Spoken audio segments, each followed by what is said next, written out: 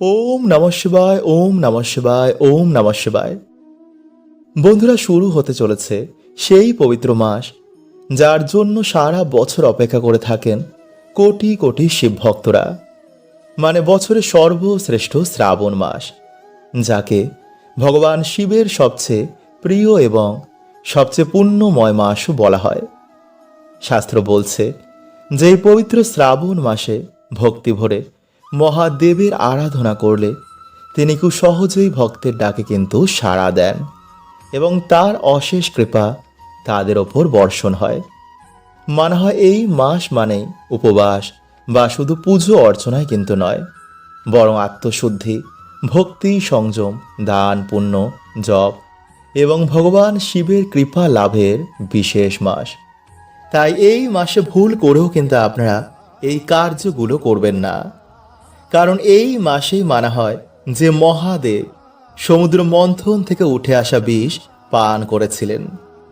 তার ফলে এই মাসে আমাদের অজান্তেও কিছু ভুলে জীবনে দুর্ভাগ্য, অশান্তি এবং বাধা বিপত্তি মানে বিষে ভরে ওঠে।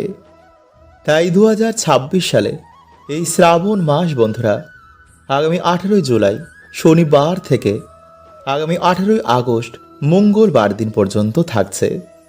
ফলে 2026 সালে শ্রাবণ মাসে মোট 5টি সোমবার পড়েছে। আর তা হচ্ছে আগামী প্রথম সোমবার 20 জুলাই, দ্বিতীয় সোমবার 27 জুলাই, তৃতীয় সোমবার 3রা আগস্ট, চতুর্থ সোমবার 10ই আগস্ট এবং পঞ্চম সোমবার 17ই আগস্ট পড়েছে। মানা হয় যে এই সময় আমাদের কিছু বিশেষ কার্যে মহাদেব অত্যন্তই প্রসন্ন হন। এই সময় ভগবান শিবের পুজো আরাধনা করলে আমাদের গ্রহ দোষ কাটে, বাধা বিপত্তি, দুর্ভাগ্য মহাদেব হরণ করে নেন। আবার সামান্য কিছু ভুলেও কিন্তু আমাদের সারা বছর দুর্ভাগ্যে ভুগতে হয়। তাই কোন 5টি কাজ আপনারা এই সময়ে ভুলেও করবেন না জানতে কিন্তু বন্ধুরা ভিডিওটি অবশ্যই পুরো দেখুন। তো নমস্কার বন্ধুরা, আমি রাজু, আর আমাদের ভক্তের বন্ধু ইউটিউব চ্যানেলে আপনাদের স্বাগত। তার আগে বন্ধুরা, আপনারা ভিডিওটি একটি লাইক করে কমেন্টে আপনারা বলুন ওম নমঃ শিবায়, হর হর মহাদেব। নাম্বার 1, বন্ধুরা, এই শ্রাবণ মাসকে পুরুষোত্তম মাস বলা হয়। এছাড়া এই মাস ভগবান শিবের মাস। তাই এই মাসে যারা ভগবান শিবের কৃপা প্রাপ্ত করতে চান তারা বৈরাগীর মতন ব্রহ্মচর্যের পালন করবেন এবং সহবাস থেকে আপনারা দূরে থাকবেন, বিশেষ করে সোমবার দিন। নাম্বার 2, বন্ধুরা, এই মাসে আপনারা ভুল করেও কিন্তু চুল দাড়ি নখ কাটবেন না। এই মাসে বেশি করে আপনারা দান পুণ্য করবেন। বাড়িতে যদি কোনো ভিক্ষুক বা পশু পাখি আসে তাদের তাড়াবেন না।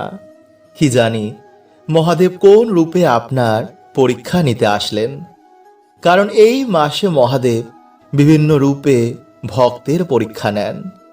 তাই এই মাসে অবশ্যই কিন্তু বন্ধুরা আপনারা পশু পাখির সেবা করবেন, তাদের খাওয়াবেন এবং গরিব দুঃখীকে আপনারা পারলে অবশ্যই দান করবেন।